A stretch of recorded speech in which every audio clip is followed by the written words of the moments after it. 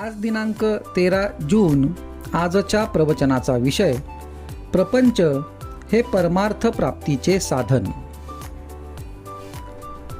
फार दिवस नोकरी केली की माणसाच्या मनाला गुलामगिरीची सवय लागते, हे चांगले नाही. काही दिवस तरी माणसाने मालकी हक्काने राहायला शिकले पाहिजे. नोकरी करीत असतानाच अनुसंधानाचा अभ्यास करावा, म्हणजे पुढे नोकरी सुटल्यावर जितका वेळ मिळेल तितका अनुसंधानात जाईल.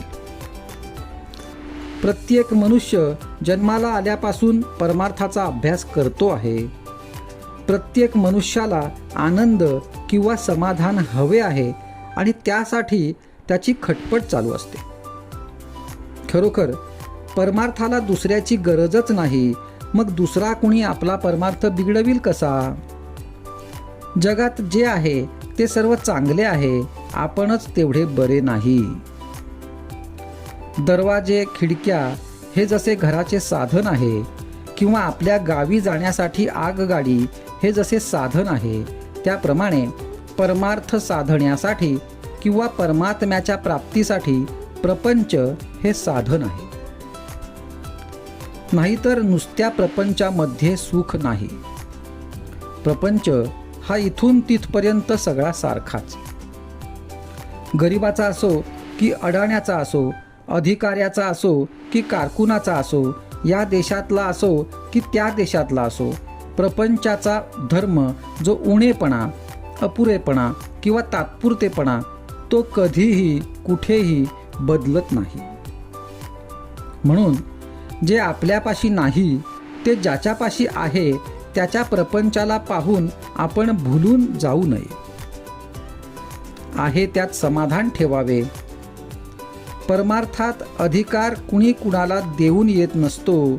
आपला अधिकार आपल्या कृतीवर अवलंबून असतो.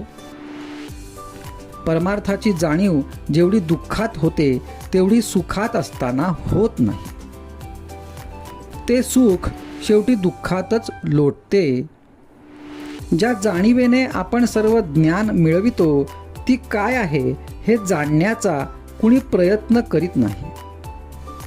वैषयिक बुद्धी विकारांना सामील झाली म्हणजे ते प्रबळ होऊन घातक ठरतात. अशावेळी मनाला येईल तसे वागण्याचे टाळले तर विकार दुबळे होतात. मी विकारवश होत असेन तर अखंड प्रेमयुक्त नामस्मरण करणे जरूर आहे. विकारांना वश न होता प्रारब्धाने आलेले विषय भोगावे, म्हणजे त्यांचे काही चालणार नाही. थर्मामीटर ताप दाखवितो, घालवित नाही. तद्वत शास्त्रे आपले चुकते कुठे ते दाखवितात, काय करावे ते दाखवितात, पण करणे आपल्याकडेच आहे.